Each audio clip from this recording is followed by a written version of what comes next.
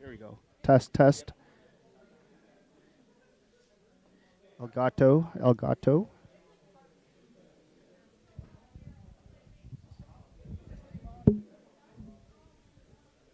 Hello, Ram family, and welcome to the annual Rampart Rams Banquet. Thank you for joining us today, and today is an annual tradition that honors our players and talks about the standout contributions by them. Some of the things that we'll be going over today, and when we're taking a look at what's being associated with this, is we have a slew of awards that will be presented by Coach Mack today, starting with Glenn McIntosh Award. The Glenn McIntosh Award, it goes to the senior that embodies Rampart. We also have the Isaac Gresham Award, which is for the best team mage.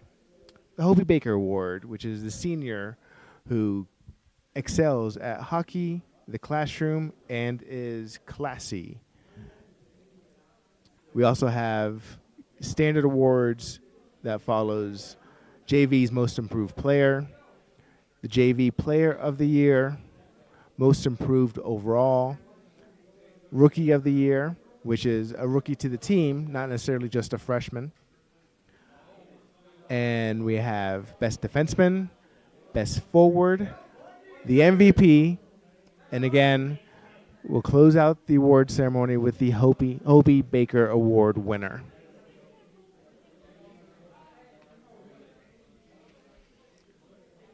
Coach should have a mic at the podium, so you'll be hearing things directly from him.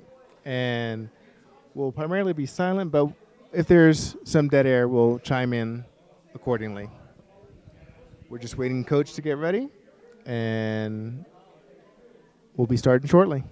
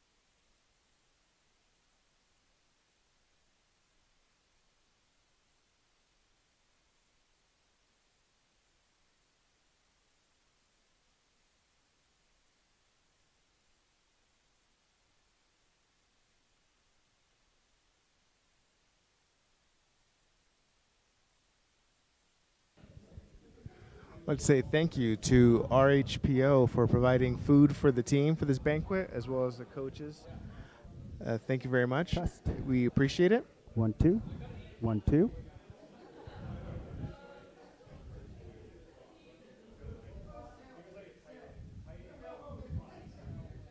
Test, test.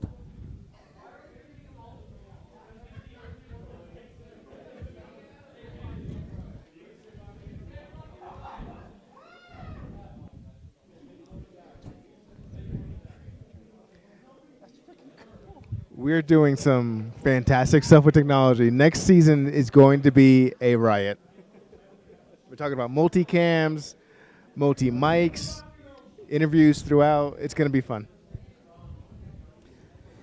Hey, folks, it's Gene here, and to caveat on to what Neil said, we're looking for volunteers to help us out. The volunteers that we had were senior parents for this past season, and so if you guys want to volunteer and help out, contact Neil or I or Coach Josh, and we'll be able to work with you guys. Look forward to all your help, anything that you guys can offer. We don't bite, so it's a fun time. We enjoy it, and yeah. So if you want to work the camera, if you want to work play-by-play, whatever you want to do, um, we can make something happen. I'm looking at you, Tate's dad, so you can get out here and participate in some of this That's right. live talk. And you get to come to the games. So we don't know if the world's going to end by next season or how that looks. So again, people, come on out and help us out. Especially during the fall league, we can test everything then. Like Neil said, we're upgrading our tech, and it'll be fun.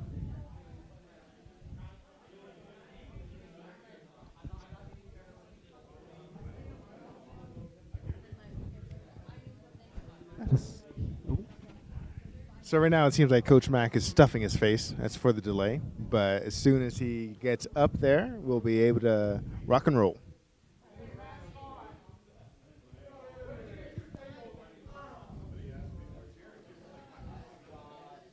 And as you can see, we are starting off with the banquet first. Looks like we're having canes. Thank you to everybody who donated and helped out for this banquet to happen and for the season to happen like it did, and all your patience.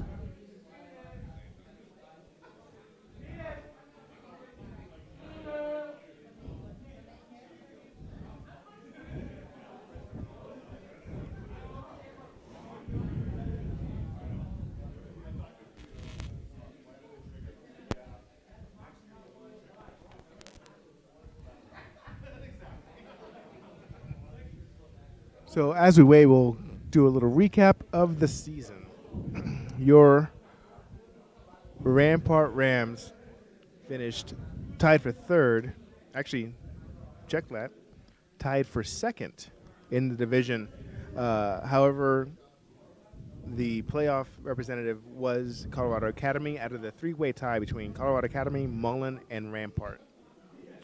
They go along with Kent Denver to the playoffs. And so your Rams finished the season leading the division with 62 goals for. Among the team, we had three key contributors on the point side, starting with a tie for leading goal scorer between Hayden Winkleman with 13 goals and Noah Miller also with 13. The leading scorer for the team was Noah with 20 total points, followed closely by Hayden with 19. And then Michael Barber contributed 16 points in 9 games, where Hayden and Noah played the full 12. So with 3 less games, Michael Barber outstanding point total was 16. If we take a look at how that sits in within the entire conference, Noah Miller ended up in second overall point leader in the entire conference, second to Sam Choi from Kent Denver. Sam Choi ended up with 24. Noah followed suit with 20. Of the top 10, we have 3 Ram representatives, Noah, Hayden, and Michael Barber, with Sean Melnick just finishing out of the top 10 with 12 total points.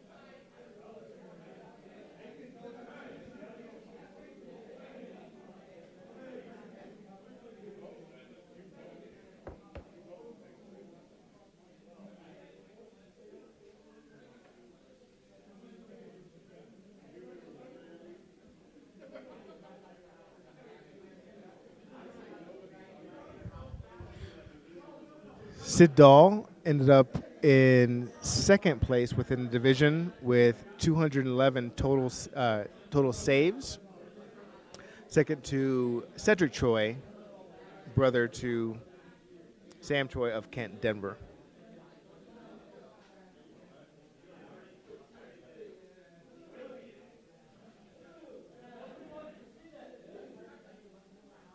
And finishing just out of the top five with a save percentage total of 827.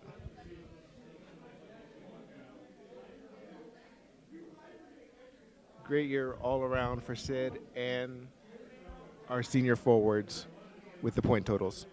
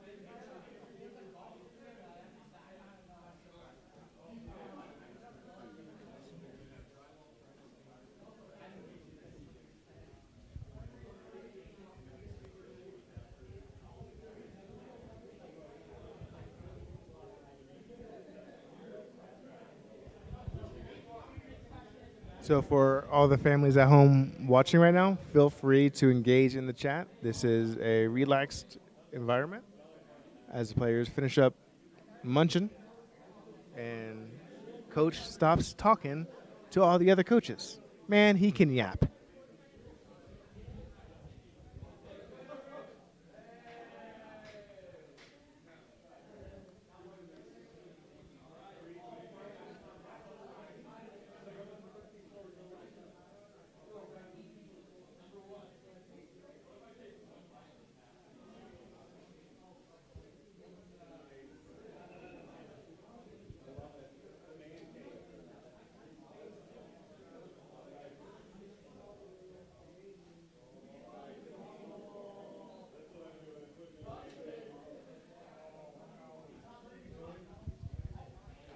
So, chat, if you have any suggestions for next season, feel free to fill them up right now. That way we can start planning for what we're going to move forward with.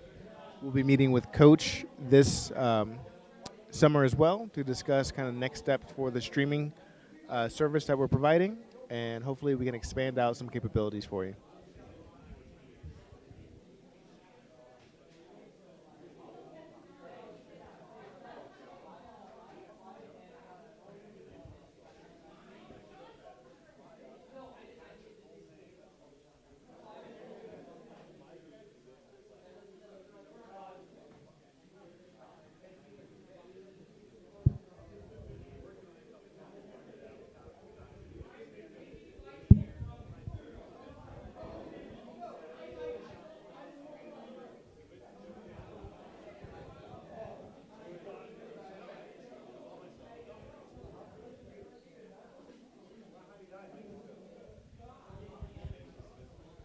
One thing to note with Noah and Hayden's 13 goals, that led the entire conference as well.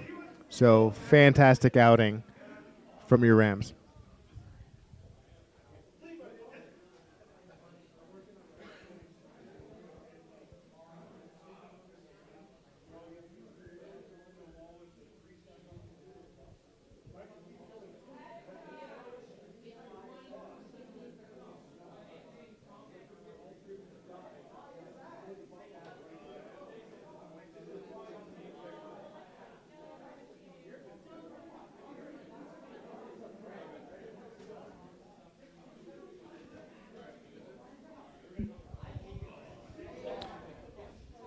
Hey, comment section. Feel free to add your favorite moment of the season. which venue, which game. I know it ended up in a loss for us, but that Kent-Denver game at Sertage, the last game that we played against them, that was such a fantastic game to behold. And I'm glad you were able to participate online.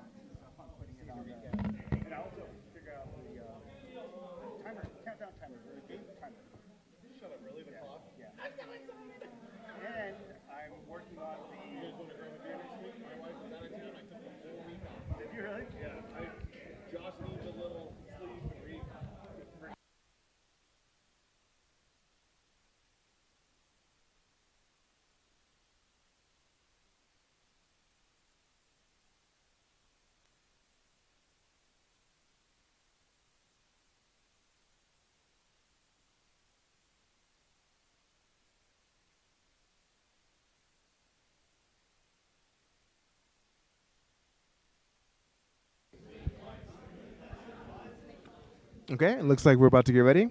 The coaches are up front, finalizing some discussions, and away we go.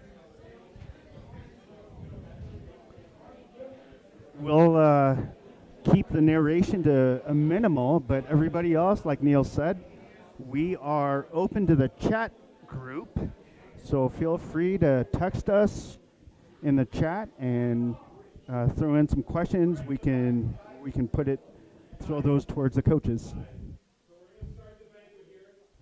Again, but try not to do that so we can roll through and get done. We're also live streaming, so being too loud because your parents can't be here, but then obviously, does that make sense? We're on the same page? So don't make me shut you guys down over and over and over and over again.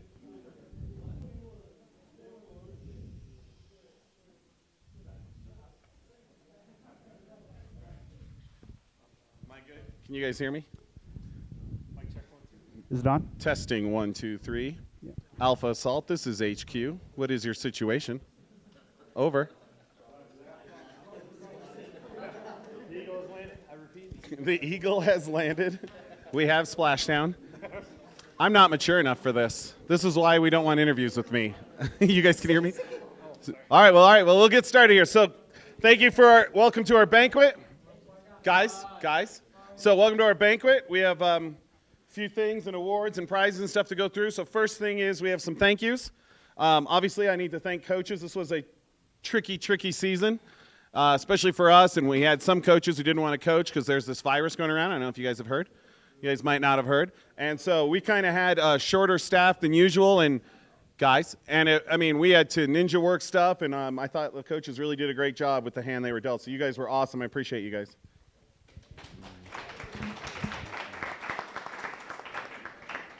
We also take a sec too, and even though they're not here, you good, Coleman? Let us know when you want to start, when we can start. How do they do this at Pine Creek? Yeah, it's cool. Are we good, Coleman? Just let me know. Give me a signal. We're just waiting on the signal. That's not the no. All right. Also, even that we'll be thanking some people who aren't here because it's live streaming. I know I have to thank my wife. I've got a 7-year-old and a 6-year-old now. And so she just handles them every night while I'm off gone. And so that's super nice of her. And she keeps letting me coach. I think she actually prefers it when I coach because then she can watch her terrible TV shows. So, but anyway, that's super nice of her. And of course, our better halves. I know Julie does a lot for the program and she still lets you coach. So that's awesome. Alex, Scott, better halves are, we'll get to that. And and even Brad's girlfriend lets him coach. So, hey, yeah. You guys like having Brad around? You make sure to thank his girl because we all know who's smart. Also, parents, You guys are awesome. Especially you parents up there. You guys are all awesome. Guys, I can tell you, like, I have meetings with all the other coaches, and it just turns into a huge bitch fest about the parents complaining about this. I get to hear stories about this one parent with a stopwatch in the stands coming up to the coach. This is the exact amount of ice time my kid had. It's like, wow, man, my parents don't do any of that. So you guys are awesome. I really appreciate the parents. Also, our booster club, these moms who set up just all this stuff, our program is far and away the best. Not always on the ice, but the program is the best. And a lot of it has to do with just the parents, guys. A lot of it has to do with the parents handling all kinds of stuff. I mean, from snacks on the bus to setting up and running fall league, getting us into tournaments. Even this tonight, having canes. You know what I mean? Like, this was all stuff they just handled. So the booster club parents are absolutely amazing and a big reason why we're still here coaching. So also, extra shout out to our 2 streamers up here.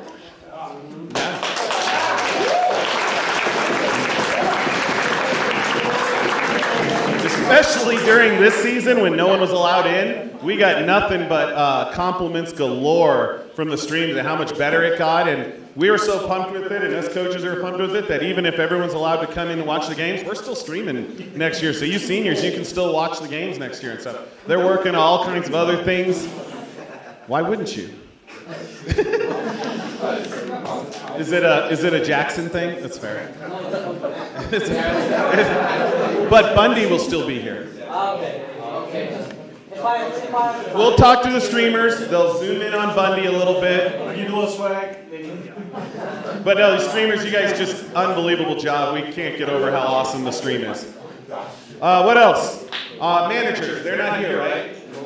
Yeah, that's all right. Hey, our guys.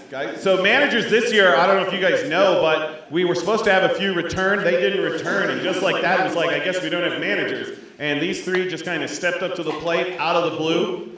And even on a coronavirus year where all kinds of things were tough and tricky, they came through and they were bringing pucks too. And I mean, I'm not carrying pucks. I don't get to play. You guys can carry the pucks if they don't. And so I thought the managers just did a great job for us this year too. So just wanted to take a second and thank them. Wow. Since they're not here, we can move past that.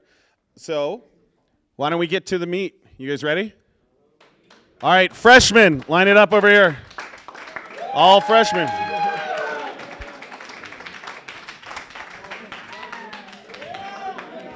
So I'll just do a quick overview and then pass it to you because most of them are yours. All right, so this is our incredibly good-looking freshman class. I can say, hey, next year when you guys get the freshmen next year and make them dress up, that'll be fun. So I can tell you from our standpoint, we're very excited about the freshmen. There's a lot to like here. In 4 years when they're seniors, you're going to be very, very impressed with how much they've improved. They worked hard. We're very, very excited about the freshmen. All right, so. All right, looks like Everett's going first here, so he gets to be the guinea pig. We'll see how we do. So Everett was a freshman. Come here. Yeah, you need to be on camera. That he was a freshman that showed up like at tryouts out of the blue. We had no idea he was coming, and we saw him get out on the ice. We're like, okay. He's not the best, but we could probably use him. So, come to find out, in our first JV game, we play Liberty, and I throw him on a line with 2 other freshmen, and they go out and outwork everyone. They were the hardest working line on the ice on both teams. They were the only line on our team that even got shots. And so, Everett, I think you did a very good job this year. I'm really excited to see where you're coming next year. Just keep working hard. Don't take the summer off. Sounds good. Congratulations, buddy. That was Everett Flight, number 27. Words of encouragement from Coach Adams of JV. We missed you. Now, all injuries start with double overtime. How did you get it? What? How did you get the injury? No, it was double overtime. Try again. How did you get the injury? A double overtime. There we go. Now we're going. I mean, I'm not wrong, am I? Yeah. Every injury I had, I dangled 7 of their players. All right. Aiden Swope was not like Everett. He didn't show up last minute. We saw him in Fall League. And he was always one of the hardest working players we had on the ice. He's a little guy. I mean, there's no hiding that, right? He's no Coleman. But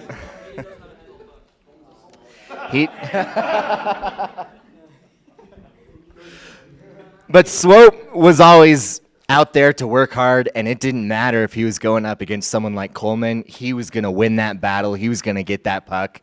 And just the amount of fight that came out of him was unbelievable. Unfortunately, we didn't get to have him the entire season. Had some injury. But I can't wait to see how far you'll go. Just keep working, keep fighting. Remember, the guys like Coleman, they'll have nothing on you.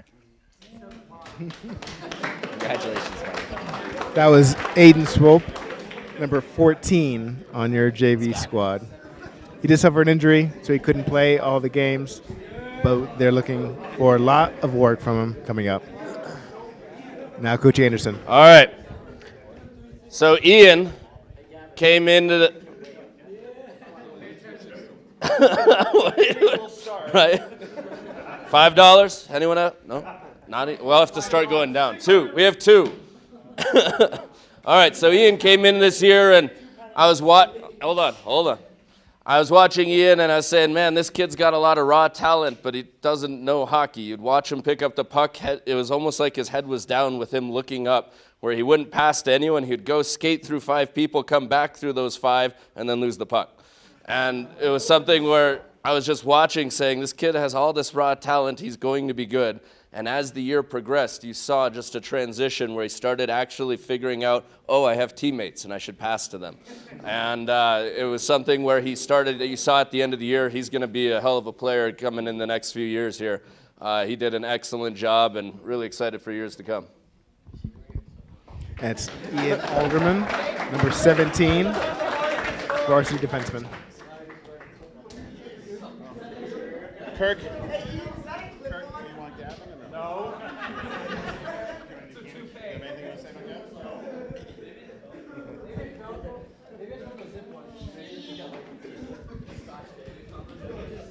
So, Gavin's another one of our varsity letterman freshmen here, and I don't know yet if maybe twice now I've seen this guy smile. He doesn't smile much at all. I talked to him on the bench, and he just kind of looks at me. All right. So, and so I'm still trying to figure you out, Gavin. But what I saw from you is, first of all, I know you put up with a lot of stuff, okay? But you kept coming back, and that last week we had like 5 or 6 games. It just got better and better and better, and you started moving the puck around, and the unselfishness started coming out, and you made the guys around you better. And so I'm excited to see what you continue to do for Rampart hockey. Yeah. Congratulations. That is Gavin Cannon, number 29, forward, varsity. Like Coach was saying, he did step up Zubin. tremendously. All right, so Big Z here.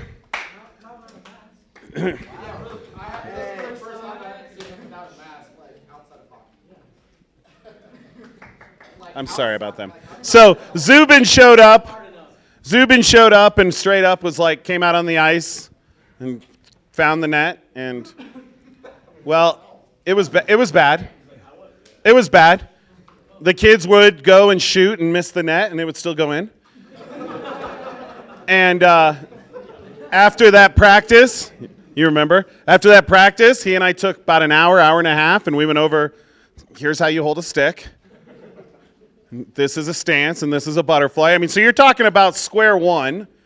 Never played a net before. And when you watched him throughout the season, suddenly he's making glove saves. I saw in the last few JV games, he made a few one-timer saves. And I'll tell you this, Go back and look at the Ram Olympics. This guy couldn't stop anything a few months ago, and that shootout, what, did 2 people score on him? So it was goaltending, guys. Goaltending is like the toughest position, and every time something goes wrong or you make a mistake, they literally put it up on the board, and that's not an easy spot to come in and get thrown in. So he got put in a position to fail right from the get-go, and I thought you battled big time, man. I was super proud of you. Great job, bud. That's Zubin Budge, number 1 goalie, JV.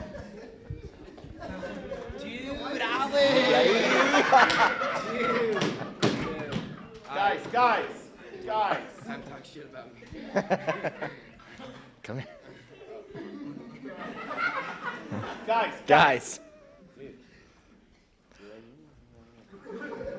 So, for those of you that don't know, I actually played hockey with his older brother, Logan.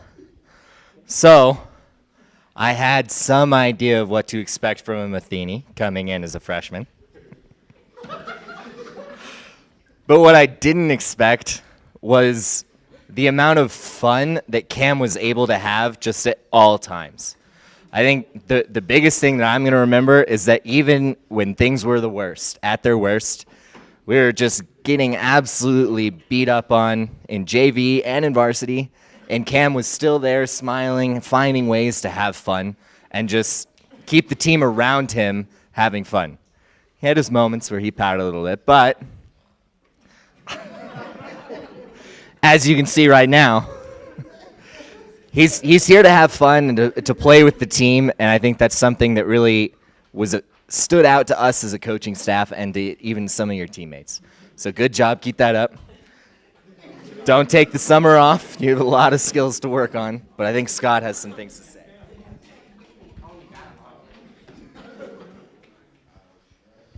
All right, so having coached his older brother, I also looked at it and said, oh, great, another Theny. He came in and initially was on JV, but got moved up to varsity, and I looked at it and was initially saying, great, I have to have this kid up on D. Let's just play 5. I don't need a 6D. Let's just not dress him. And I started playing him, and he started making waves, showing that he could actually get things done. It wasn't like here's some JV player that you throw on the ice and you expect a goal to get scored and have to come back on the next line. He actually went out and played solid D, and I was really impressed with all the things he was able to accomplish. And it's something that you can see he's going to have great years to come. He just has to continue working at it and not get distracted by other things. But at the same time, if he continues to put the effort in, he'll certainly have some great years to come. That's Camden Matheny, 39, defense, varsity and JV.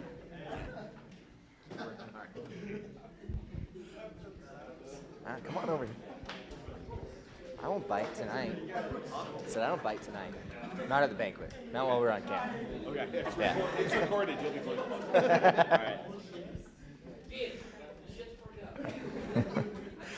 right.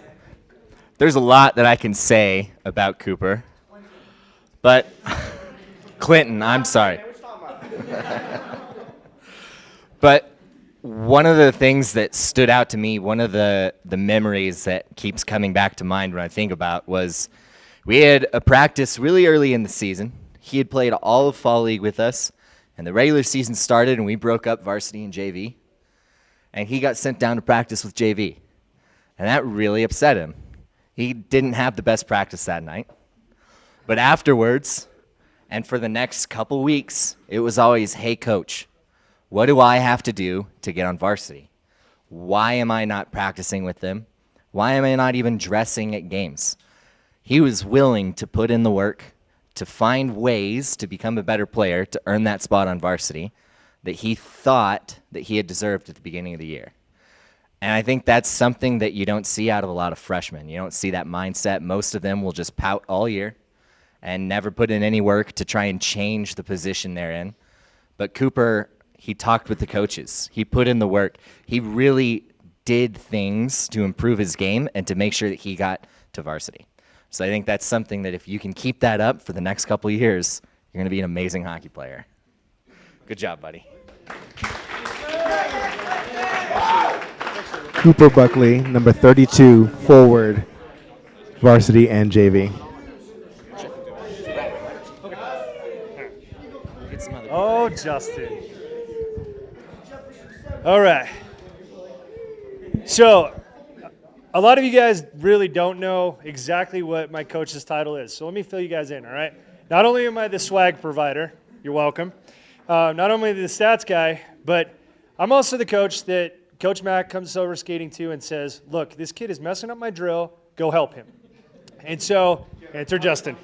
So what ended up happening is when I met Justin the first time, we were working on some skating things, and I have to give him all the credit in the world because how boring is working on edge work and working on C cuts and working on... At the beginning he was. Now, I will take some of the credit. All of it, more of it's going to belong to him, but watching Justin progress over this year has been really impressive. His skating ability, his hockey sense, just in general, he's evolved so much as a player that it's been really nice to watch. And, I'm going to take a little piece of credit for that and say I helped you with the skating a little bit, but he's really picked up and owned it, and that's what's been so impressive. Keep doing what you're doing, man. It's going to turn into a snowball effect, and the harder you work at it, the better you're going to be. So, great season, man. That's Justin Vandal, number 30, Good job, buddy. Way to work. defense, JV.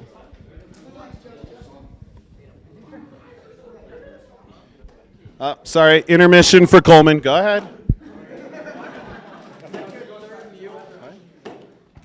What? Key? Hurry up. All right, give it up one more time for our freshman class.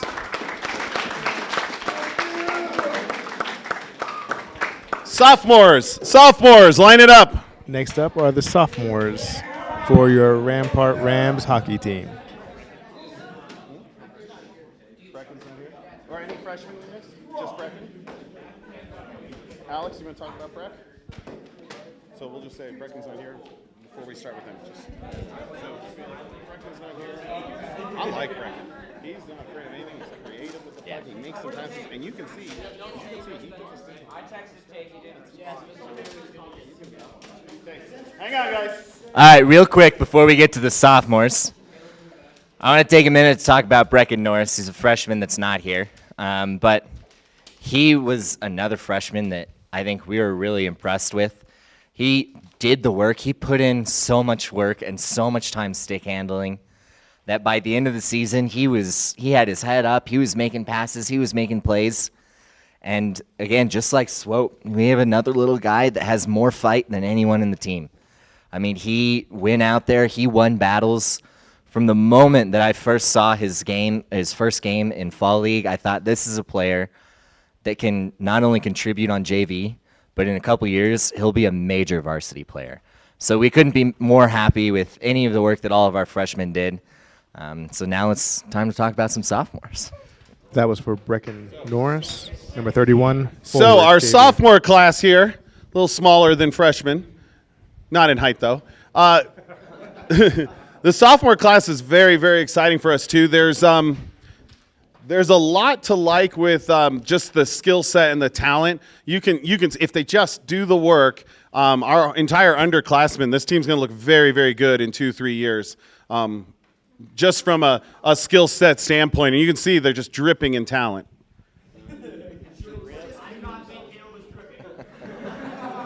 All right, come on over here, Caleb. Take it slow. All right, so Caleb Steele played for us last year. And no, you'll never be the better 15. Let's be honest. He wears the same number that I wore when I was a player, so there's always been a little bit of this rivalry. Yeah, Sean did too for a little bit, but he just knew he couldn't live up to it, so changed numbers. Anyways, Caleb has put in the work now for more than just one season. And at the beginning of the season, looking at my JV roster, I thought Caleb has not only been around for a little bit, he knows me, he knows Josh, the rest of the coaches, the way we want players to play, the way we want to coach players. But he was also going to be one of my power forwards on JV. Essentially what it came down to is his line was probably going to be the one that I was going to rely on to make plays. And he got out there. I remember putting him on this line with a couple of rookies, with Cooper and Josh. And I thought, these guys are going to be amazing. And I was surprised when they started butting heads with each other. I couldn't figure that out until I figured out that all three of them were not feeling like they were performing where they should have been. And I feel like Caleb, it kind of exemplifies that the most. He had some pretty high expectations this year. And I think due to COVID, he never really got the year that he wanted. He didn't get to practice the way he wanted to. But he would send me messages in the offseason. Hey, coach, what do I need to do? I want to work on my legs. How do I get better at this? X, Y, Z. And I was really excited about this year, and I'm sorry it didn't turn out to be the year you wanted it to. But I think you made a lot of good progress this season. I think you're going to keep making some progress. I'm really excited to see it. Congratulations, buddy.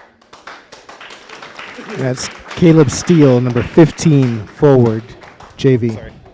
I'm excited for you next year. If you're not on varsity, it's your fault. All right.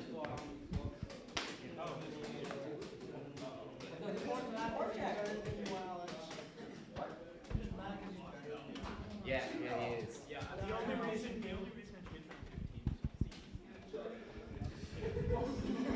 So I get to talk about Kian a little bit here. Kian was the guy who never took a shift off because he never knew how many he was going to get on a particular day, okay? And so when he got out there, and I just overheard Noah say, is that when Kian forechecked, Noah scored. And you don't know how true that is. When you guys go down there and you create panic down there deep, and then he had some opportunities that you missed with your own little breakaways and whatnot, but you got some goals and whatnot every once in a while. But watching Kian just fly down there, you just knew it was going to happen. And everybody on the bench, you couldn't hear him. They're like, yeah, Kian. It was great. And so, but he never took a shift off because, you weren't on either one of the power plays. And sometimes you weren't always killing penalties. And so, and then, you know what he did? We were, I don't know which game it was. It was near the end, though. And, Blake was, Blake hadn't got many shifts. And he says, hey, let Blake have this shift. All right? And so that's the kind of teammate you guys have in Kian. He'll do the work. He won't take a shift off, and he puts everybody else in front of him so they could be successful. So, Kian, right on you. I'm glad you're on our team. Kian Bendico, number 9, forward, varsity. You want Aaron? Oh, Aaron. I didn't even say anything. All right. I guess we should talk about Aaron. So, Aaron, this year, I put her on the line with Everett over there that just went out and worked. And I thought this was going to be a line that, wasn't going to have the most success, but I was confident in their ability to work hard. And Erin went out there and she just battled. And she battled and she battled and she battled. And I remember walking out of our first game against Liberty thinking, wow, Erin really surprised me today. Erin is a player that we're really going to need this season. And the way that she's going to battle and keep playing every shift like it's her last was something that I will always remember. That's something that I think is going to really benefit her in the years to come.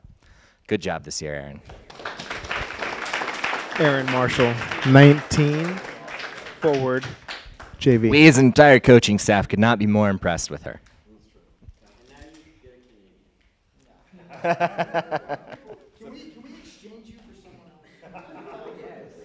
Why don't you call the foreign exchange office? Go back.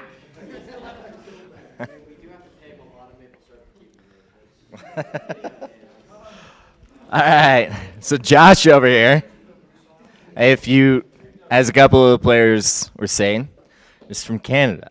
Now I remember Josh calling me, saying, hey, Alex, we got this new French-Canadian kid who's coming in. He's going to be a sophomore this year. you should see him play. I thought, all right, whatever, Josh. He's probably just trying to get me excited for no good reason. It's because he knew I wouldn't have any assistant coaches this year. You're welcome. Anyways, so we get to our first practice in Fall League where I get to see him skate. And immediately I'm going, all right, maybe Josh didn't completely lie to me. But we got out there and we started playing games. And Josh had his head up and he was looking to make plays that just his teammates weren't up for. I mean, he would throw a pass and it'd be a great pass and it's going all the way across and his teammates weren't there yet because he's used to playing with some people that can skate a little harder or that can stick handle a little better. And I think that was... Let's be very clear. I watched the JV last game. We didn't do stick handling. Anyways, 4 kids who could catch a pass in that game. that was a major source of frustration for Josh. He'd come to the bench frustrated. Why isn't any of this working? Why can't we make something happen? Right? His line, again, I put him with Caleb. I put him with Cooper. I thought this is going to be my power line, and they didn't get shots in our first game. Aaron's line got shots in our first game. And so... That was the end of that game. He put you together to start the next game. Oh yeah. I tell you what, we'll coach. But Josh found a way to put his head down and keep working hard and keep getting better. He got to dress a few times at varsity this year. He got some shifts. He got to see what it's like to be a varsity player.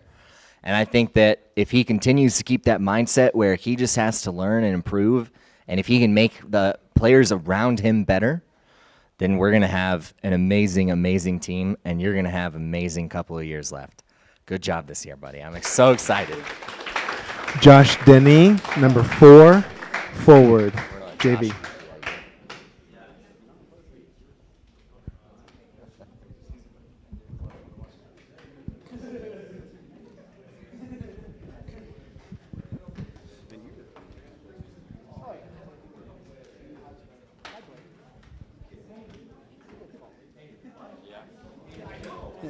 So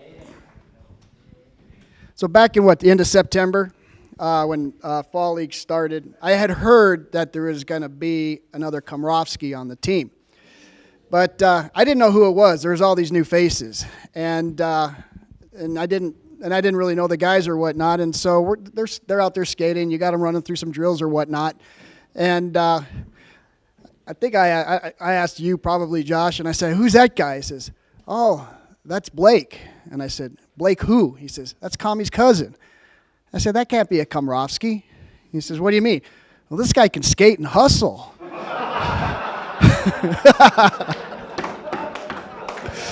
So anyway, but here's the thing. Blake is another one who... I had to, man. You're standing right in front of me. So Blake never took a shift off either. Never took a shift off. And so for you folks at home watching, we had 3 pretty solid top lines. And I just didn't always have a place to put Blake, And so he sat the bench. He was at every game and whatnot. But when some people, maybe they got hurt or they were in the penalty box too long, we won't say names. But I said, Blake, you got to get there. You got to skate with these guys. You got to skate with these guys. You got to skate with these guys. And he never had a problem with it. He jumped into it and he took advantage of it. He won battles. And we got a group of young guys that like to win battles, and I like seeing that in you. But then the true Komrovsky colors did show up. I don't know, it was the second to last game, and you took that bad one.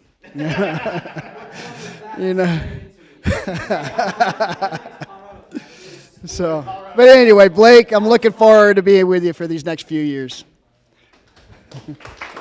Blake Komrovsky, number 40, forward, JV and varsity. Have a good summer. If you're not on power play, it's your fault. All right, buddy. Good job. This is Nate. Yeah, I know this one. I got him. Finally. All right, come over here a little bit. Gotta make sure you're in camera. You know, people can see you. It's Nate Reynolds. Nate Reynolds, just like Everett, showed up last minute, basically right at tryouts. None of us knew who he was. None of us knew if he could play or not. Said something about being an inline player before, making the transition to ice. And he got out there and had his first practice, and we thought to ourselves, all right, there's a lot of potential here. He's got some talent. We can work with this. Now, a few weeks later, the varsity team had a game, and we had a JV-only practice. We had 2 hours to just work on the JV guys, and it was awesome, and we had so much fun. But I remember we were working on edge work, and Nate, his skates just kept like bending all over the place. It was like, I thought to myself, he must not have tied his skates hard enough. Maybe he needs to work on his ankle strength. I don't know. So I went over to talk to him, and what I found out was that his laces didn't go through all of the eyelets in the boot. He hadn't even laced his skate up all the way.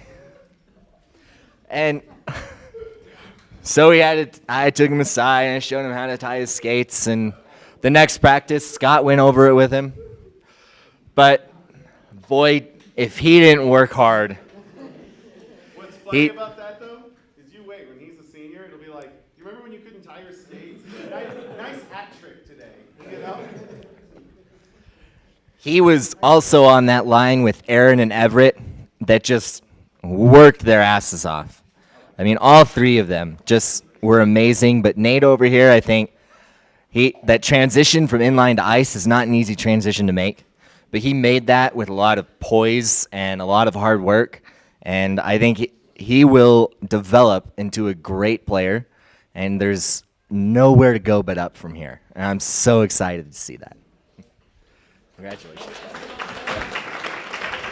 It's Nate Reynolds, number 37, forward, JV. Tape. We do have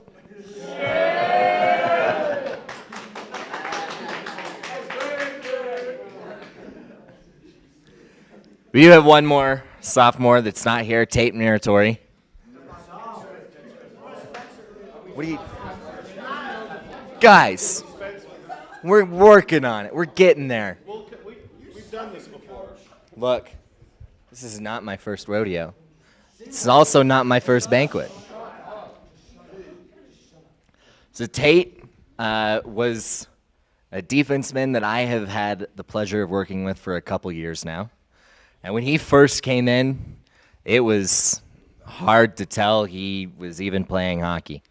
I mean, I could have given him a shovel and boots, and he probably would have done better. But he worked hard, and he stick-handled his freshman year to the point where his parents got annoyed with us because they were always hearing that stick-handling ball go back and forth. And this year, he came in, and he was working hard. And I remember we had a JV game canceled, and he messaged me. He goes, "Hey, Coach, I have some money saved up. What if I bought an hour of ice? We could have a practice." And I remember that enthusiasm that Tate had, that drive to play hockey and to improve, is something that is going to be amazing to watch and see what he's able to become in the next couple of years. So I couldn't be happier with where Tate is now, and I'm very excited to see where he's going. What was your response to that message? No. Why don't you Yeah. take your money? You're gonna buy an ice. I know, you guys were all so much fun. What was the response? Yeah, here, give it to me, I'll get it for us. Tate Meritori, 24, defense, JV. All right, so guys, one more round for our sophomores.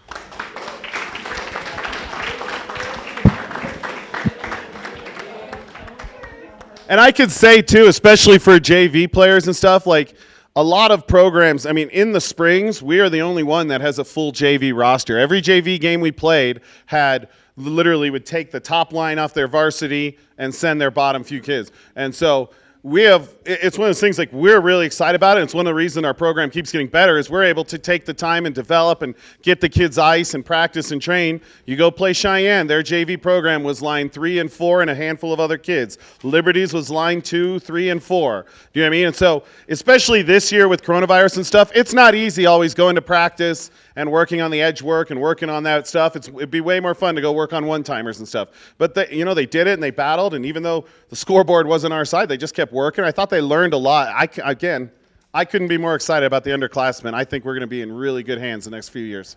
So, juniors.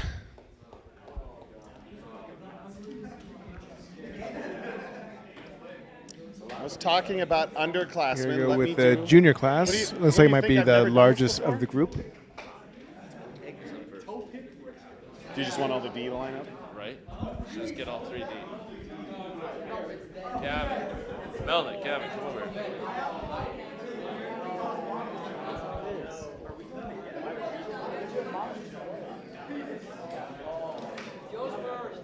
it together.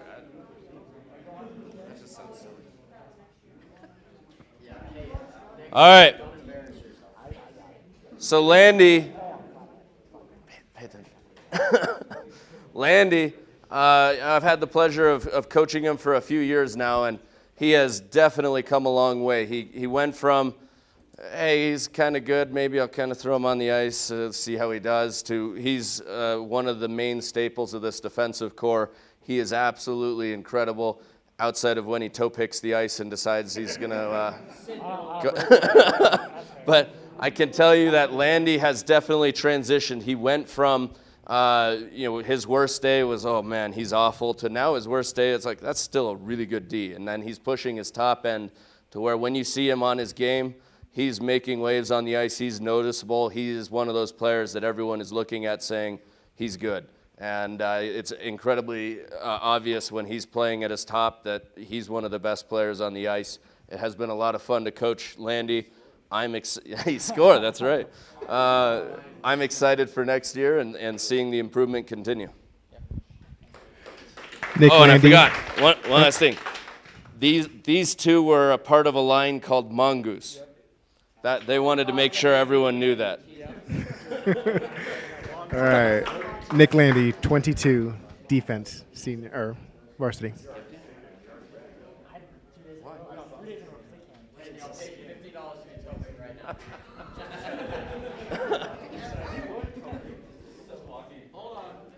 All right. Sean is a player that reminds me of a guy who played at Rampart a long time ago named Bevan, Kyle Bevan. And the reason he reminds me of him is Kyle, every time he skates, I always look at him saying, would you just move your feet?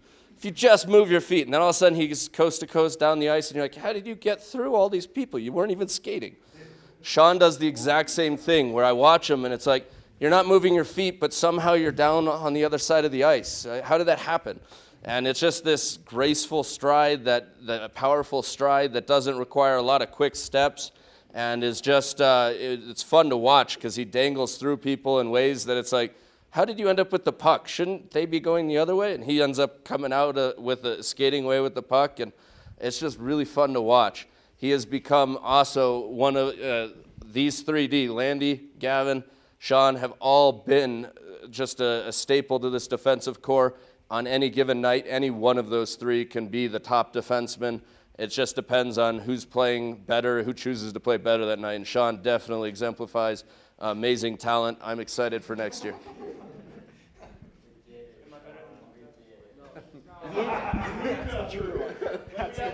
Anyway, I'm excited for next year. Nice job. Sean Melnick, number 21, defense, varsity. To follow up on what Coach was saying, Sean Melnick was one of our leading scorers with 12 total points. All right, so Gavin, and Sean and Gavin were on a line called Best Way. You can ask them why they wanted to be called Best Way. But they were on a line called Best Way, and Gavin, I remember watching him as a freshman, and you would watch him with a 30-foot lead when the other team dumped the puck, and somehow he wouldn't get to the puck first.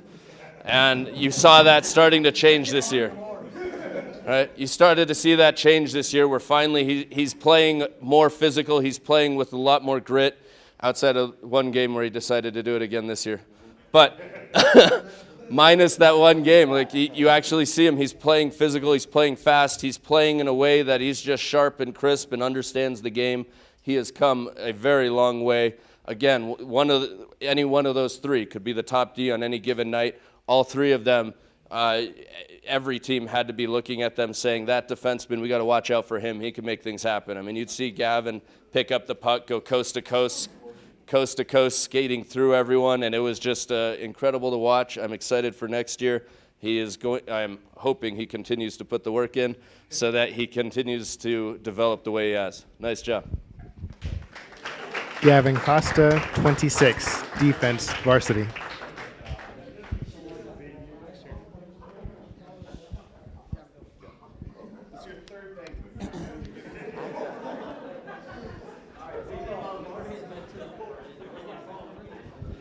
Don't stand so close. Okay.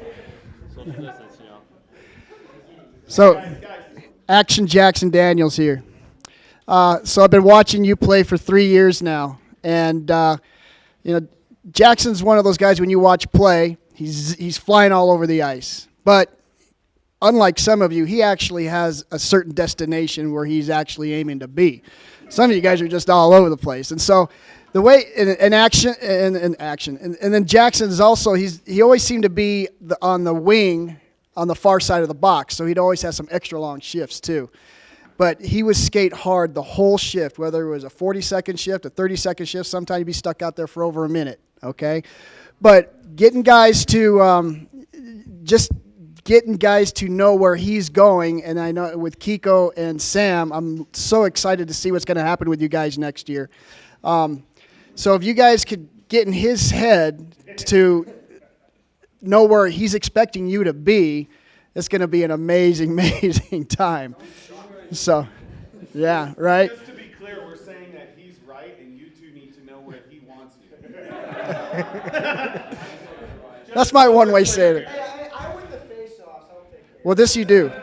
So anyway, one last thing I wanted to say about Jackson is that I know I never knew from year to year whether he's actually going to come back and play Rampart hockey. And so, Jackson, I'm so glad you are. Your senior year is going to be your best year ever. It's fun to watch you play, and you're just a great young man. Thank you so much. Thank you. Yeah. Jackson Daniels, number 8, forward, varsity.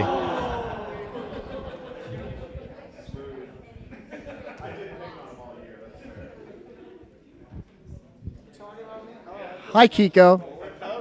Yeah. So, hi, Mom. I think she's on an airplane. If she's not on an airplane, hi, Mom. So, I've coached Kiko since he's 7 years old when he was a squirt. And I really didn't think he was going to like hockey, okay? I know he liked to ride bikes. He liked to ski. And we got to the point where I said, hey, we either going to ski or we're going to play hockey. And he says, we're going to ski, Dad. So that's great. And then I was contacted by the guys up at Monument and say, hey, you want to play some hockey up here? And I'm like, hey, you guys want to play hockey? And he's like, sure. So then I asked him after that first session, you want to ski or play hockey? We want to play hockey, Dad.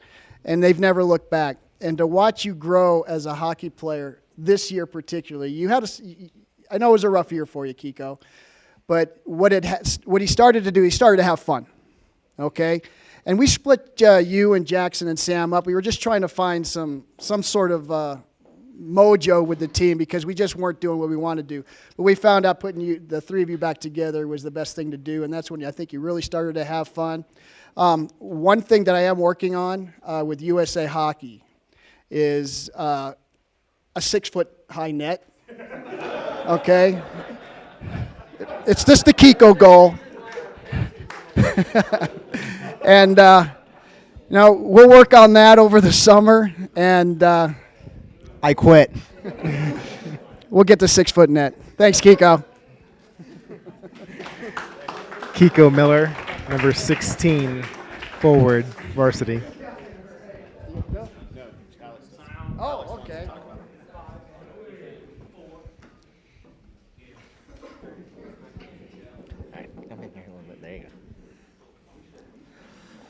So in previous years, with Joe, he'd come back to the bench during games, and it was always, we need you to do something, Joe.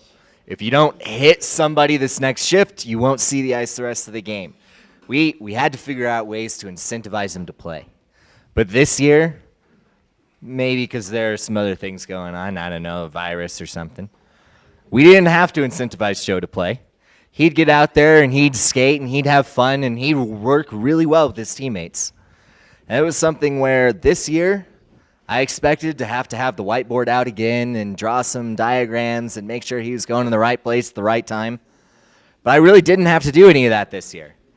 And I think he stepped up. He took some ownership of his own game of playing hockey and being a teammate. And I think that mental aspect is not something that we can coach. That has to be a decision from the kids, and to see that decision out of Joe this year was amazing. And if he can keep that up and take responsibility and work hard over the summer, I think he'll have a great year next year, Joe. Good job.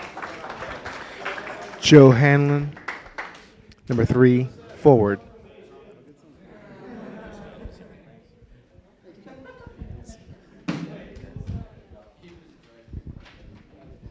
Hi, Ben. Hi. Are you going to be back next year? Oh, okay. I felt bad for Ben this year because he started playing his best hockey when his season ended, a little bit before everybody else's for whatever reason, okay? And so he was working so hard because he'd noticed that he was kind of moving down a little bit, all right? And Ben could have done one of two things. He could have griped about it and been a big, huge crybaby about it, or he could have got to work. Then he started getting to work. And then we had a practice there where I had him doing some penalty kill, and then when Barber was out for a period of time, and we had to put Ben out there on the power play. I'm like, man, this works. This works.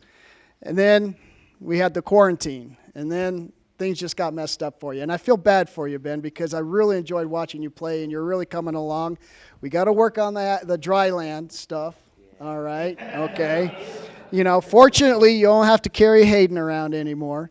But, Ben, I do hope that you're going to be back with us because your leadership there, and we could, it's just going to add so much to our program. Thank you, Ben. Thank you. Yeah. Ben Nelson, number 20, forward.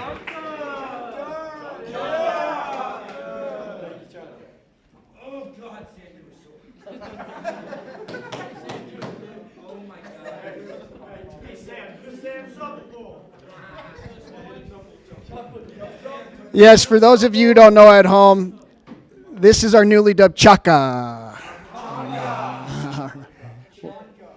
Chonka. Chonka. All right, I'm sorry. How about Chonka? So, Sam, whenever I would hear Max say, Sam, get in front of the net, create some traffic, good things would happen. And you'd get there, and good things would happen. And a lot of times you pick up a lot of stuff right around there, and you would poke it in the net. But every time, after he caught his breath, Sam was always smiling. We were just smiling Sam.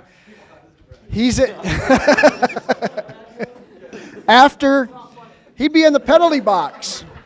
And I just look at it and say, just big smile. But Sam, to watch you play ever since... Well, I saw you play a little bit when you were Bantam, but when you guys were freshmen, I said, you guys have something special going on. And I hope you continue to try to create some of that magic with Kiko and Jackson. You playing baseball this year? Yep. All right.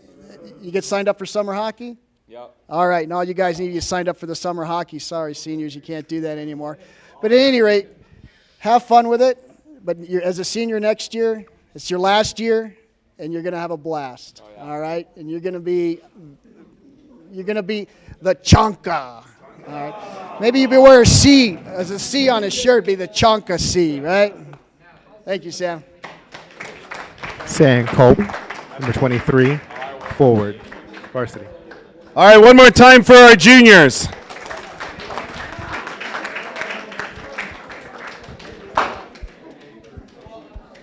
know. You're good. Seniors. Yeah.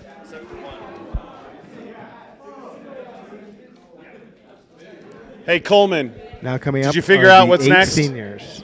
Did you figure out what's Rampart next? Hockey Rams.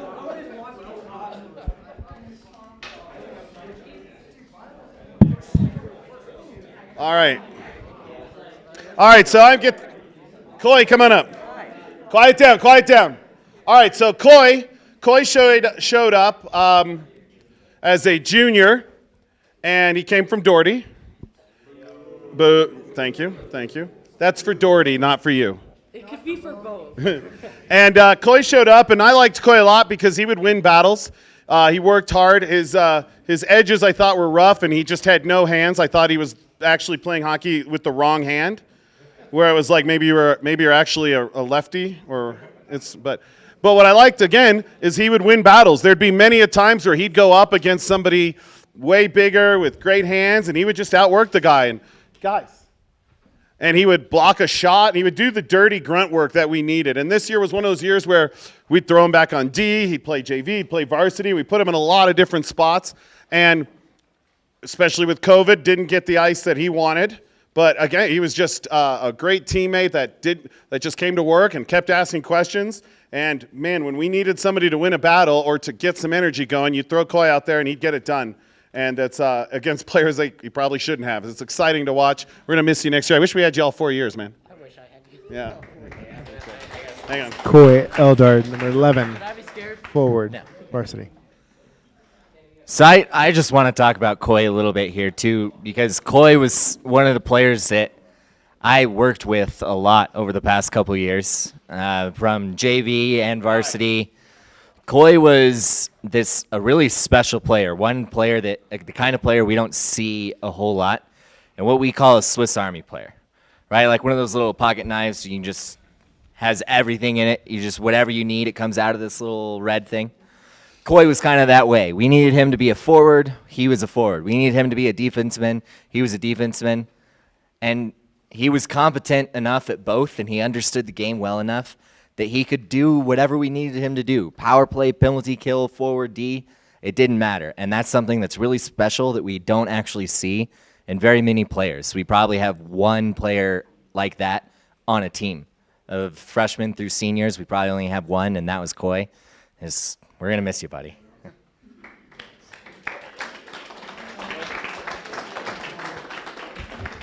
Oh, Hayden.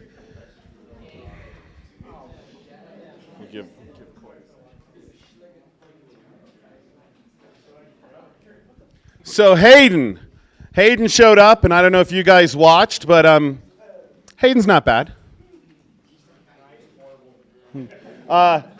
Hayden stepped in, and boy, there were times where he didn't like me much, and I wasn't too happy with him. But I thought, especially down the second half of the season, we caught a nice rhythm. And boy, oh boy, when he's playing hard, he'd come back to the bench tired and be a little mad at me because he had to skate hard. And then, like, those were the games where it's like, how was that hat trick? How were those 2 goal games? The games where he would coast and watch the game. It's like, Hayden. Ugh.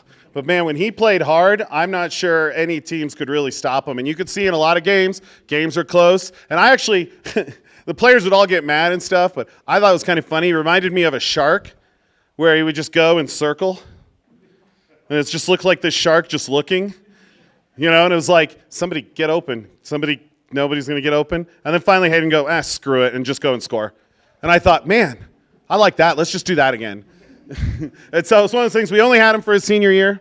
And I know he came from other place and hopefully had fun. It was a good senior year, Corona and stuff aside. But I know us as coaches, we had a lot of fun with you, bud. And wish we had you all 4 years. Best of luck to you. Thank you. Anyone else? You don't have to. Hayden Winkleman, number 7, forward, varsity. Kami. That's our last hurrah. Yeah. We've been together a long time. Yeah. So I had Kami, what was that? Pee-wees? Pee-wee B. We won state that year. Yep. He was on, you were with Thenie on Mario, right? Thenie and Samson. Samson, that's right. I called them the Mario line because they were all small. They kind of remind me of Swope and Norris and stuff this year, where if you ever played old Mario, he's this little small player and these little feet just, and that's what Kami and Thenie and all were like. And they're this little line at Pee Wee's that they had some skill and stuff, but they were way too small, and they would just fly around the ice, moving their little feet and scoring goals, and we won state. And then, he goes off and does his thing, and then he just shows up. He's like, I'm going to play high school now. And it's like, well, you're way bigger than I remember. And now he hits, and he hits really hard, and all the refs hate him because of your brothers. I know it's not you. I know.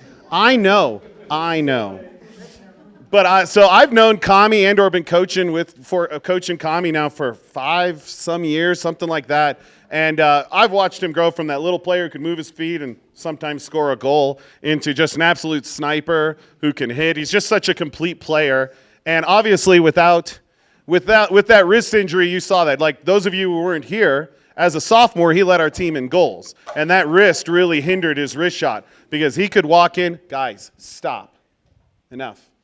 But he could walk in and snipe all day and score goals left and right. And the wrist injury really hindered his goal scoring. But even down the stretch when the games, I was sad from the wrist injury and coronavirus because I thought just the last few weeks he was starting to catch his rhythm. And if this was a normal season and we had another month left in season, I think you'd have seen him explode and score a ton of goals and a ton of points. And so it is one of those things. That's the year we had. But I for one, will miss Kami. He's been a heck of a good player for me. I know all the refs won't miss you. But I'll miss you a ton, buddy. Best of luck. Stay here. Oh, Kami. So, for hockey players, probably one of the biggest things is superstition. Not washing jerseys, not changing underwear. You just change underwear. But so,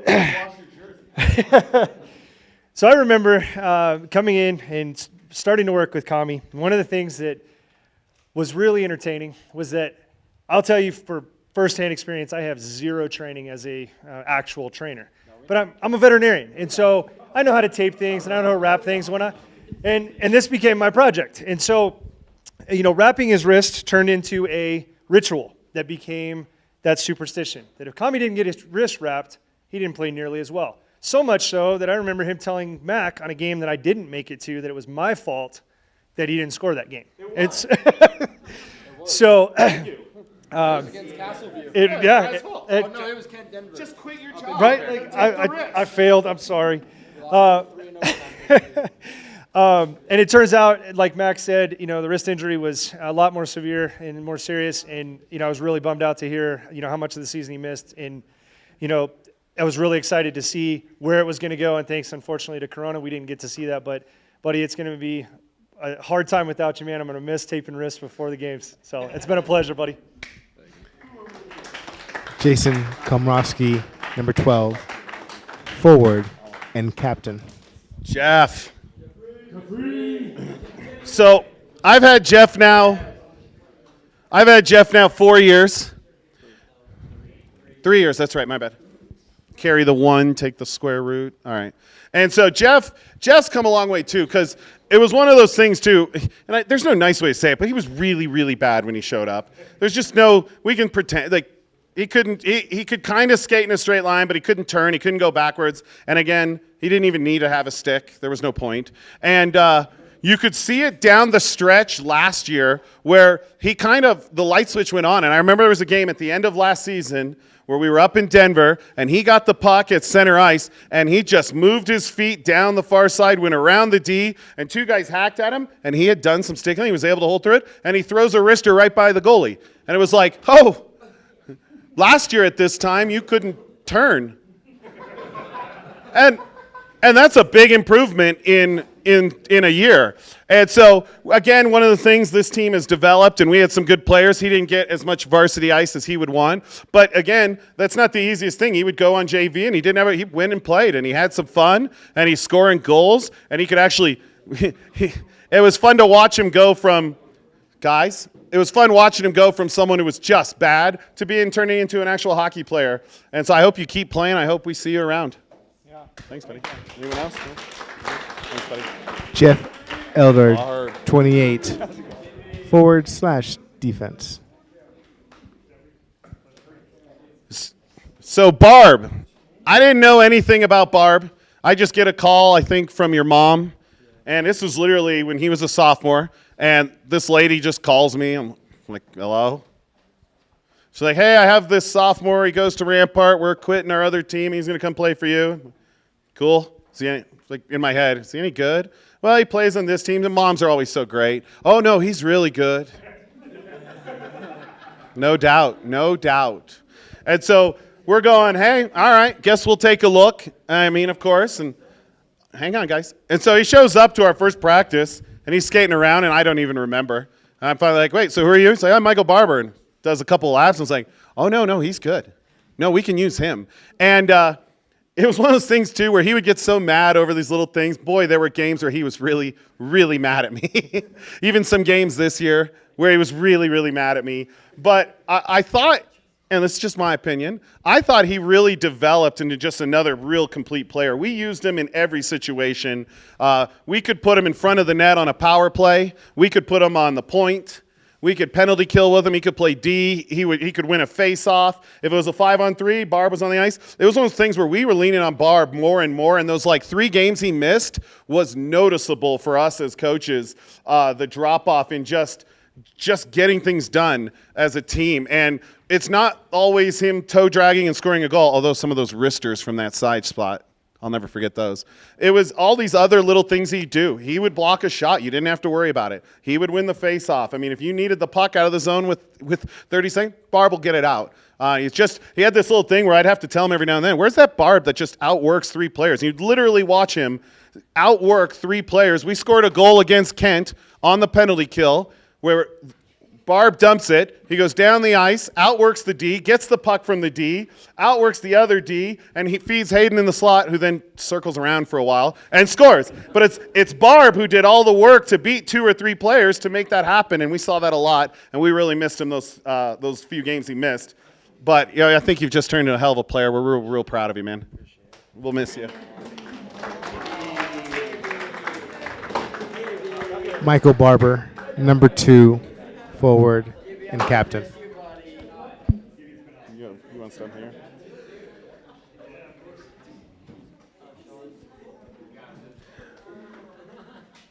All right, so Coleman. So Coleman showed up this year. One of our, Coleman came in and we used him as intimidation. I straight up was walking into the second Colorado Academy game, and 2 of their players were talking, no, they have this one kid, he's like 6'8", 7, I don't know, he's so big. And I was thinking to myself, I was like, I don't think Kean's that big. The thing with Coleman was, if you guys don't know, he played for Pine Creek his first 2 years. Obviously, should have just come here. Duh, right, see? Good answer. But he ended up getting hurt in football, so he didn't play last year. And I remember watching him in the first few practices of the season, and it was like, a pass would come to him, and it would just miss his stick completely. And you're like, what are you? And then, not 5 minutes later, someone would throw a pass, and he'd rip a one-timer into the net from the blue line. I'm going, well, how can both of those be true? Because that first pass was slow. That looked like a curling pass. And the answer was, he was just rusty. And I can tell you, Scott, as the year went on, was going, I don't know how good Coleman, he's not bad. There's something there, and we can certainly use a big D and stuff. And as the year goes on, Coleman's on the ice. I go, oh, no, he's playing a lot. And it was one of those things, I think he was really catching his stride down the stretch. If we had another month in the year, you would see just a boatload of goals and stuff out of him. He's one of those players, had he played 4 years, he'd been in the newspaper, everyone would be talking about him. You're a hell of a good player. We wish we had you, buddy. Scott wants to talk about you. I don't know why. Just say no. Just say, he said no. All right. So, the first time I saw Coleman, I looked at it and said, he's really big, but he can't skate. He was falling over his own feet. He couldn't churn. He couldn't do any power strides.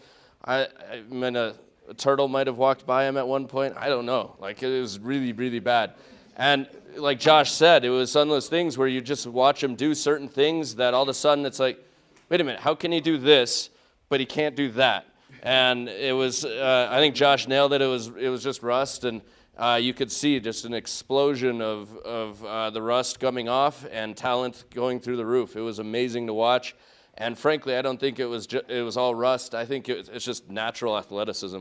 I think if you threw Coleman a ball in any sport, it would take him a few days, and all of a sudden he's playing at a high level. He just has that natural athleticism, and I was really impressed. I thought by the end of the year it was like he can play in any role on this team. It was really fun to watch. Coleman Caldwell, number 6, defense, varsity. Oh, Sid. Oh. Sid, here. Come over here for me. All right, so Sid. I can't speak enough about Sid. I played goalie, and I'm a goalie nut, and I'm way, way too hard on goalies. I mean, we literally, I'm literally, it's like every goal that goes in, it's their fault. I'm always like, well, there was a way to stop that 5th rebound. Maybe if you had pointed your toe. I don't know. And Sid came in as a sophomore, and you could see instantly that she had talent and she had good technique. And so for us, it was about developing a mindset with her. And you could see that sophomore year, we threw her in against Pine Creek when we were getting massacred. And she went in there and just played and let her talent take over, and she shut them down.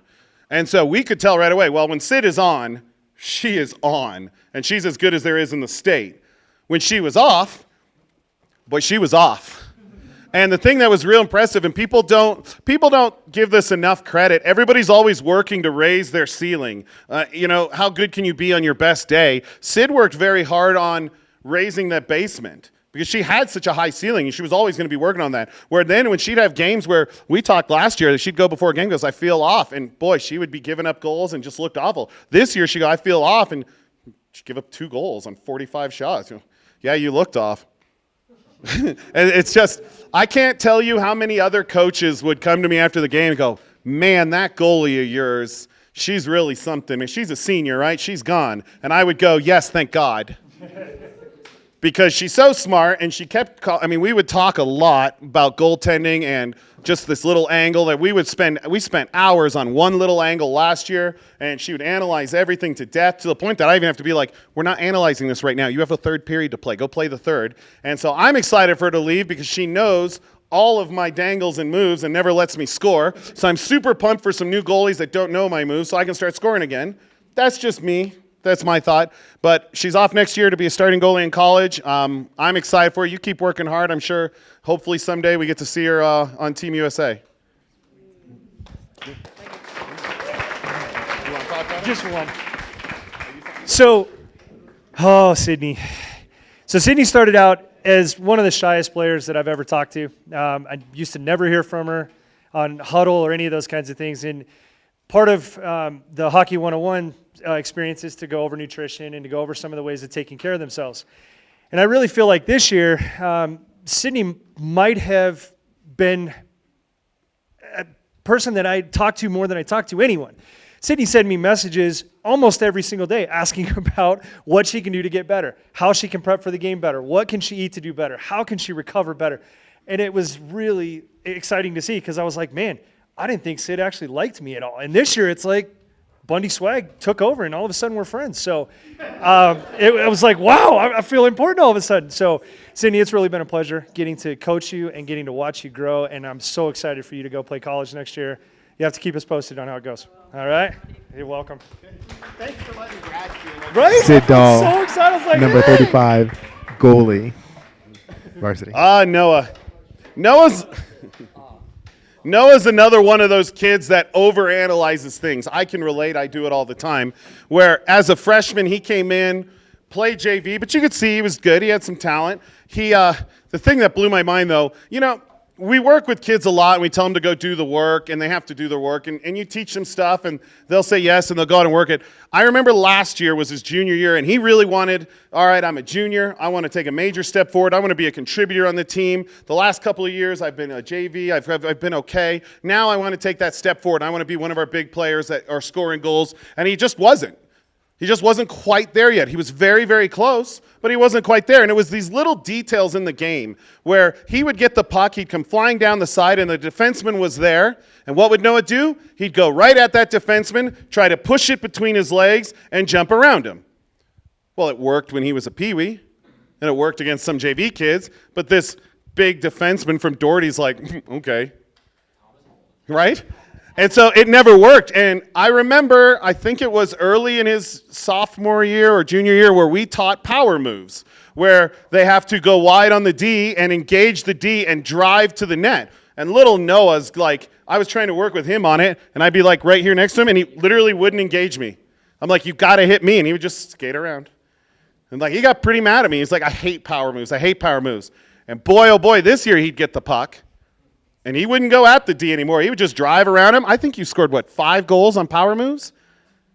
Something absurd like that. If you go watch Isle of Films, you watch him just drive around the D goes to hit him, he hits the D first, gets under him, and drives across to the front of the net and ends up scoring goals. And it's, again, this was the kid who literally was like, there's nothing I want to do least than these stupid power drill moves. He's scoring goals left and right, and that's just one aspect of the game. I know all year we leaned on Noah a ton, another kid we used in every situation. And when I think back to that little freshman and that even that little junior who was going, I know where I want to be, he put in the work for 3 years and finally saw the rewards pay off this year. And that's how that works sometimes, guys. So we were really excited. We're going to miss you, buddy. Anyone else? Come on. Scott, you going to talk? Anyone? All right. So, along with his brother, about 10 years ago, I asked him, skiing or hockey? He decided to play hockey, and I said, and from that day on, he had worked on making his right-hand turns. For the longest time, you couldn't turn right, okay? But you're able to do a power move in that direction, and that's what's important.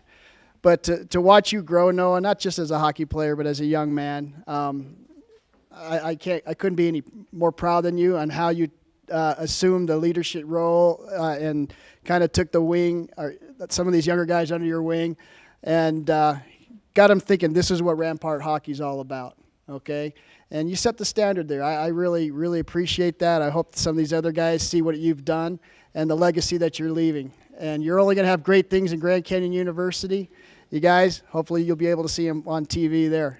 All right? So, Noah, thank you so much for letting me coach you one last time. Noah Miller, 13, forward, captain. All right, one more time for our seniors.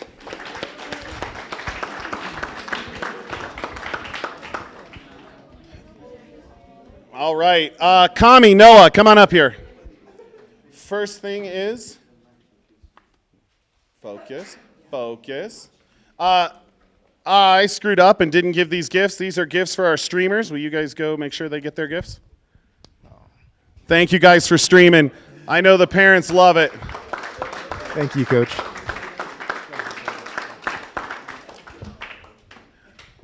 So Kami and Noah were captains, co-captains this year, and I can tell you we've had a lot of captains in my 16, I don't know, a long time here. I'm old.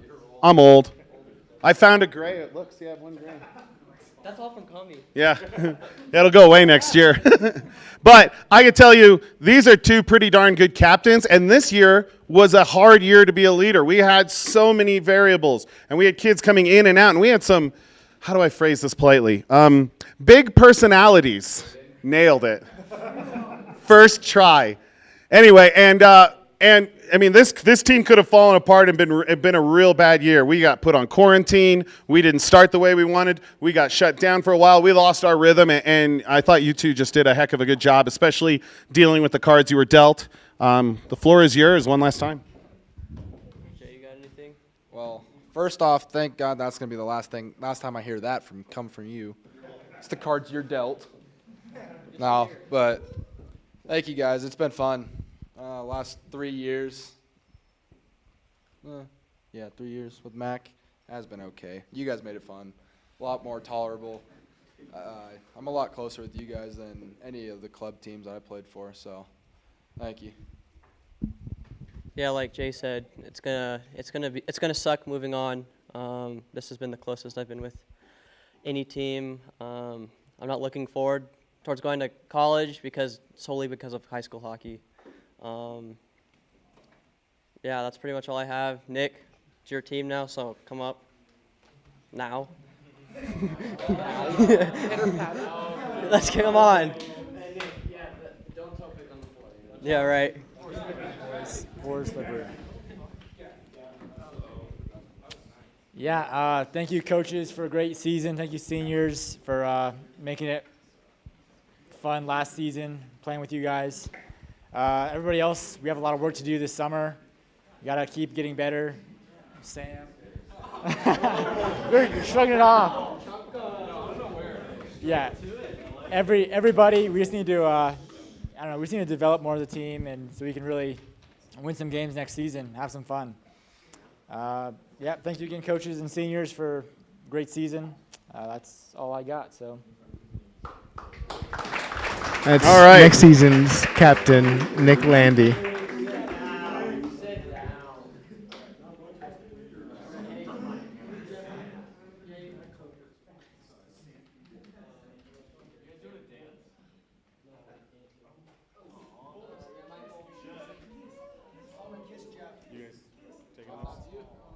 You have. All right, I'll go. Okay. So, yeah, we're doing with the coaches' gifts. We're all talking about a specific coach. So, shocker, I got my dad. Come on, get over here. So, as Roman put it the best, the assistant to the assistant coach. Love that. Yeah, growing up. Can I get the warm up that says that? Or the one that has what's the one that has quotes? The one was that 5? Was that 5? Had the Because they all say coaching staff. Fife's jacket, for some reason, got embroidered with quotes around coaching staff, which the players and us coaches never let go. We're like, okay, coach. Yeah. You're on your team. Yeah, so growing up, I wanted to actually play football. My mom was like, no, unless you're a kicker. I was like, I'm not going to be a kicker. So watching my dad playing his, what? Okay. So with my dad playing inline hockey, and I knowing that he played hockey, I was like, I'll give it a try. So thank you for getting me into it. And yeah, I know that you were on the fence of coming to coach this year, so I'm happy that you came. And finally gone from you and my mother in my school. Finally. That's all I have. We feel the same. Thank you. All right, Sid, you have anything for him or no? Or okay. All right. Unless you want someone else. All right, here's Hayden. All right.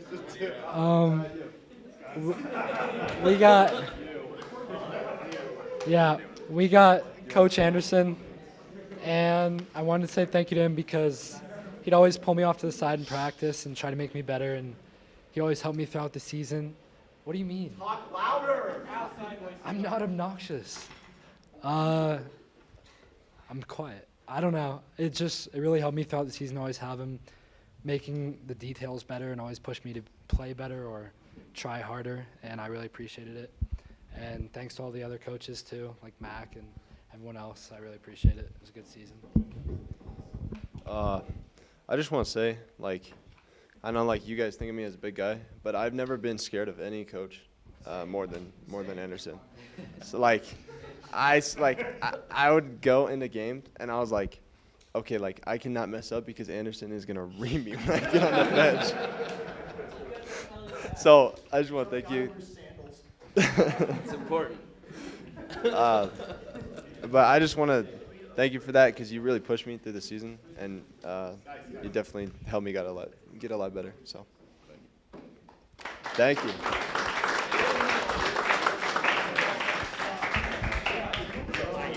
All right, here you go.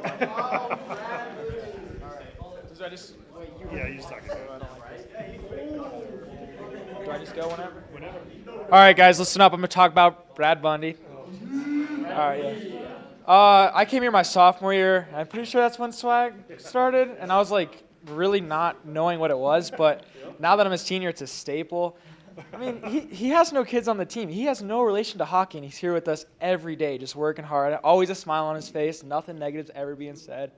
Bundy's just a guy. He's just an awesome guy. I mean, he's rad, and yeah, but it's a crazy feeling when you're just mad every game, and Bundy comes up to you and says the slightest thing, and your mood's just okay, yeah, he's pretty funny, but Bundy's a great guy. He hangs out with all we're animals, I guess, to him too, I guess. But. Literally, all y'all. Yeah. Just my extended animal family. Yeah, he's developed all our games, you know, stats-wise and talking good about. So we're gonna miss you, Bundy. I'm gonna miss you. Buddy. Yeah. So, that's all I can say. See you. Just for you. Hey. Shh. All right. Alex Adams. I don't think I've ever had a coach that's gotten so much crap before, but still like makes us work hard and always forces us to go the right way and work harder for ourselves, not just as a hockey player, but as young men and women.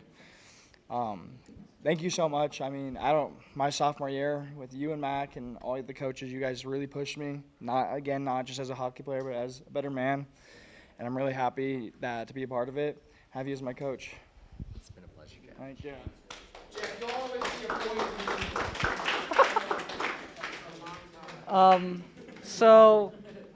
Like was said, I joined my junior year, which meant I got to hang out with Alex, Coach Alex, because last name's no. But I got to hang out with him a lot, and he was the guy I was like, hey, I walk up to him before a game, and he's like, I know what you're going to ask. This is your position. There you go. That's all you do. Okay, great. I didn't know what I was going to do most of my junior year because we needed a lot of work, and Adams kind of helped everyone work hard enough to make it to where everyone is. I can't wait until a year from now. I'm going to be like, man, I wish I was doing dryland with Adams. Yo, Scott did dryland when I played. Those were the worst drylands. But Adams was, even as a coach, he was kind of always friendly to everyone and was someone we all were like, hey, how can we work harder? And he knew. So thank you for a great couple years. I wish it would have been more. Me too. Thanks, buddy. Thank you. It's been a pleasure.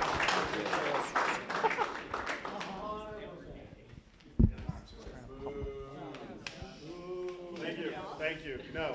No, you hang up first. Yeah, it's on.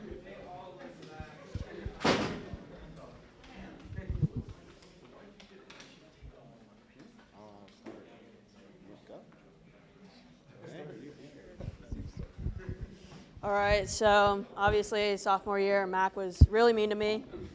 He definitely made me cry a few times. That was not fun. But throughout the years, definitely pushed me. My mindset's a lot better now. I mean, he thinks he knows about emotions, but that's not really true. That's true. I mean, his emotions sometimes aren't in check. But, I mean, he does, beat me a few times in some shootouts, which is unfortunate. But luckily, I'm leaving, so he doesn't have to deal with me anymore. But it was a great time working with you, so thank you. Like as Coach Mack has said, I've played with him for many years, and I've also played for the head coach, or the old head coach at Doherty, and that was a pain. Mack has easily by far been my favorite coach, the best coach I've had, and it's been a lot of fun playing for him in the last 5 years that I've played with you. Yeah, thank you. Thanks, buddy. And there were our senior gifts for our coaching staff. All right, so seniors, is any senior? This is your last call. Do you have anything else you guys want to say, seniors? Going once? Twice? Sold. All right, so now we move on to awards. So I do need one coach. All right, so we do have some awards to give out. We do not have an award for every player. I feel like I give every player a letter. They always ask, what's your thing? I feel like we run dryland and we drop a huge playbook on them and we do video and we do all that.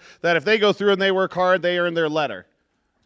The only way you can't get a letter is if you didn't finish the season in good standing. So we have some awards to give out here. And so our first ones are all academic. Academic all-state teams, which basically means we have some smart hockey players. Who would have thought? Yeah. So academic, all-state, honorable mention. I bet you guys didn't know this was a smart hockey player. Ready? Coleman. Coleman Caldwell. All-state academic. Congrats, buddy. Academic, all-state, honorable mention. Samuel Culp. Sam Culp. All-state academic.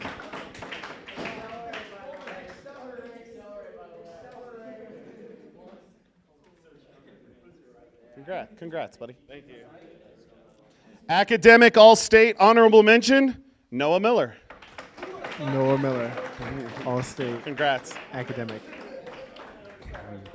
We also have 2 players that are academic, all-state, first team. Nick Landy. Nick Landy. Well, they were All-state academic first team. Congrats, buddy. And our second academic all-state first team. Hey, I said this player was smart. Sid. Sid Dahl. All-state academic first team. Congrats, Sid. All right, so we have some awards. We as coaches talked this through, voted on it. And so here are our awards we're handing out. First award is the Glenn McIntosh Award. For those of you who don't know, Glenn McIntosh was my dad, passed away from colon cancer when I was like, how old was I, B? Like 22 or something? I don't know, a long time ago for me now. He was the head coach of Rampart for 4 or 5 years before I took over. He actually was, Coach Miller over there was the head coach of Rampart when I was in high school. Then Miller left, my dad took over, and then I took over after that. And the one thing my dad definitely did was he would give just everything he had to the program and the kids and just heart and soul. So this award was an idea of Pfeiffer's years ago. And you, right? You and Fife? I can't remember. I'm getting old. And the concept of it was this has to be a player who played all 4 years as a senior. And this player gave everything they had to, and lived and breathed Rampart hockey. And that is obviously Noah Miller. Glenn McIntosh Award winner, Noah Miller. All right, JV Most Improved. Now, there's a little dance with going, there's a whole, but our Most Improved player, and this can be tough. A lot of people think JV or even varsity that Most Improved is which player was the worst that got the most better. But as we tell the kids, getting better as you hockey gets harder, the better you get. And sometimes a kid went from being a very good player to a dominant player and things like that. So Most Improved is one of those ones that we have a lot of trouble with. We thought this player improved the most on JV. Matheny. Camden Matheny, Most Improved JV player.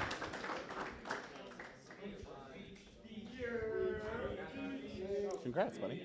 Let's have a good summer, man. All right, our JV Player of the Year. This was the player we thought was the most consistent and just the most valuable player on JV. It was actually pretty easy, right? All right. Josh Dennis. Josh Denny, Most Valuable JV player. Congrats. Hey, congrats, buddy. Like I said, we thought highly of you. The Isaac Gresham Award. So for those of you who don't know, Isaac Gresham played for us a long time ago. When we took over Rampart hockey, Rampart was far and away the worst team in the state. Like, it was not close. I was very clear. No, Wasson, Mitchell, Rampart. I know when I played at Liberty, it was like, no, Rampart. And so we had a season a few years in because we had a team that was used to losing, and we do have good players, but we were used to losing. And we had this one team where Running Stairs came from. That was that team. We didn't run Dryland. They started running Dryland. And that team lost in double overtime to Battle Mountain in the playoffs where the penalties were 14-2. Stupid refs up there. And that team almost went to the Final Four. And we had a kid on that team. He played all 4 years, and he played fourth line all 4 years because he just was not an athlete and was just not good. And we had some really good players. But this kid got voted a captain his senior year and was just far and away the best teammate. And that team won more games than Rampart and was just one of the best teams we've ever had. It was the first year we ever beat Cheyenne. And That player was Isaac Gresham, and boy, when we were beating some poor team 9-0 or something, and we kept putting him out on the ice, and you've never seen kids try to get him a goal, and when he scored that goal, it was like Rudy, man. They were carrying him off the ice. So Isaac was one of the best teammates we've ever had, and so we named an award after him, the Isaac Gresham Award. It means a lot to me, too. So we had a tough time with this one, and we decided on 2 players. I know, I hate doing that. I know, but I couldn't make a call. So the first one for our best teammate, Isaac Gresham Award, was Coy Eldard. And thanks, buddy. And again, Coy was one of those players that, you know, as a senior, didn't get as much ice, but I mean, he was very positive, and I thought a big reason why the team was successful. Our other player, some of you might not agree with, and I get that. I can totally get that. But here's what I know. Here's what I know. He didn't have to be at a lot of stuff. And he kept showing up over and over again. Kami. Coy Elder and Jason Kramowski. Isaac Gresham Award. And again, it's one of those things. If you were hurt and you were going to miss the first 2/3 of the season, would you show up to every dry land? Would you be showing up to every practice? I mean, it took World Arena to throw him out. And so he was there more consistently than kids would play. So that's a heck of a good teammate. Most improved on varsity. This one was tough. We had some kids that got a lot better. But it really kind of was just one guy really stood out to us as the most improved. And maybe it's not fair because we thought he was not very good at the beginning. And he turned out to be really good. And he's really tall. Coleman. Coleman. Varsity most improved. Thanks, buddy.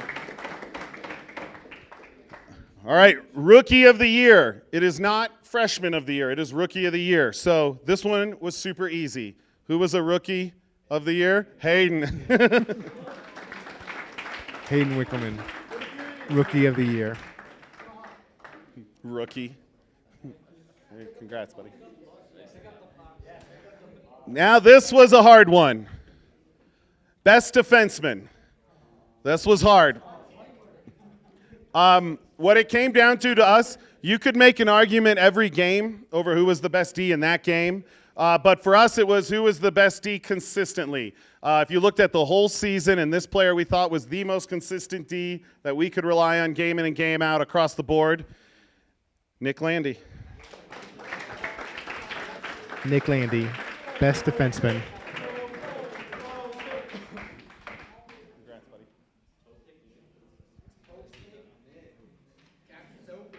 All right, best forward. This was also hard.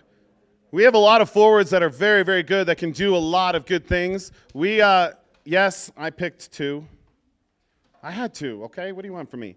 So our best forward, and it doesn't necessarily mean points or stats. It was who's the best forward. We as coaches, a lot of times it comes down to trust. And there are points in the game where I'll walk down the bench and go like, I don't trust this D out here anymore. And Scott might talk me into, well, I do, and here's why, or he agrees, and that player's benched. And for us as forwards, for us as coaches, 2 of the forwards that we thought were our best forwards, one was, we used him on everything, but one is obviously, especially if you look at points, is Hayden. Hayden Wickelman, best forward. Yeah, buddy. And our other best forward, again, just a player we used everywhere, and that's hard to explain as a coach. Like, if we're up a goal with a minute to go, he's on the ice. If we're down a goal with a minute to go, he's on the ice in every situation, and we sure missed him those few games. Barber. Michael Barber, best forward. Yeah, buddy. MVP. So who was our most valuable player? Again, a tough one. We had some kids score a lot of goals. We had some great D, but for us, this was pretty unanimous. The most valuable player for us this year, Sid.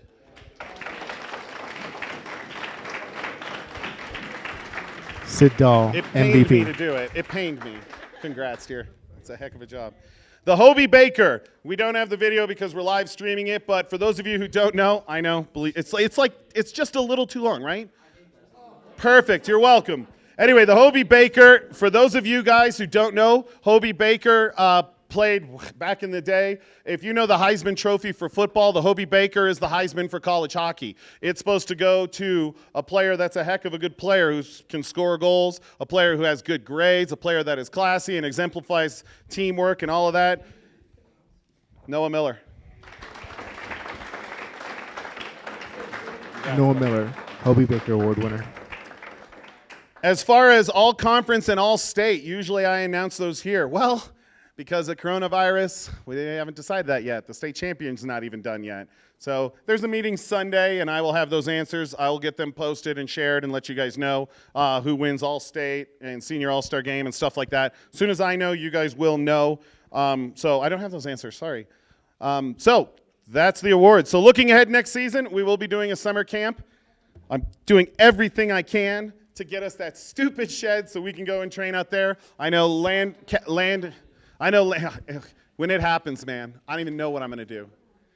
But I've done everything on our side, so hopefully with that shed, but we plan to be running and stick handling and training. Because guys, you guys know who's in the state championship for 4A this year? We played them both. Any reason we can't win state next year? So let's have a good summer. So there will be a summer camp. I know the Booster Club is talking to guys. I know the Booster Club is talking about getting a few ice sessions over the summer. We'll be stick handling and training. You guys have a full workout all summer in your playbook. So you can open that up to the end of season and start training now. As far as next year also, we will be doing the golf tournament unless coronavirus throws us a curve. That's our big fundraiser. And guys, if we do a good job with that and we get that shed, that's where we can buy more fun training tools and things like that and potentially get new pant shells and stuff like that. So when golf tournament comes around, you guys, if you know people who golf or sponsors or things like that, that's going to be a big thing. We know you golf, Brad. We've seen you skate. We've all seen him skate. We know he can golf. As far as next year, Scott, you're back? Kirk? B? And Alex is not back next year, or if he is, it'll be in a very limited role. He got into law school, and he'll be off to law school. So you guys don't have to deal with Alex next year, most likely. Yeah, right? My whole staff will be lawyers. It'll be awesome. So that is it. Parents, anything? I kind of skipped over Booster, you guys talking. I figured you guys were good. Perfect. Streamers, anything? Guys, players, anything else? We are all done. Make sure this room is cleaned. Thank you, guys. Thank you for everyone joining us online. I hope you enjoyed this, and look for next year to have much more streams available, more technology, more fun coming your way to make it as enjoyable as possible. We're going pro next year. This was the training wheels. They're coming off. That's right, people. The biggest event before the season starts is the fundraiser event, the golfing fundraiser event. So that'll help the team out all the way around, including Neil and I. So do what you can to promote the golf tournament, which is actually going to happen in a couple months. So start talking about it, get it around. If you work in a business that can sponsor, then start talking to them. And thank you, everybody. It's been a fun season, and we'll see everybody in a few months. Neil? It's been fun, Gene. Can't wait to get started again next year. Yeah, me too. Thanks, everybody. Bye.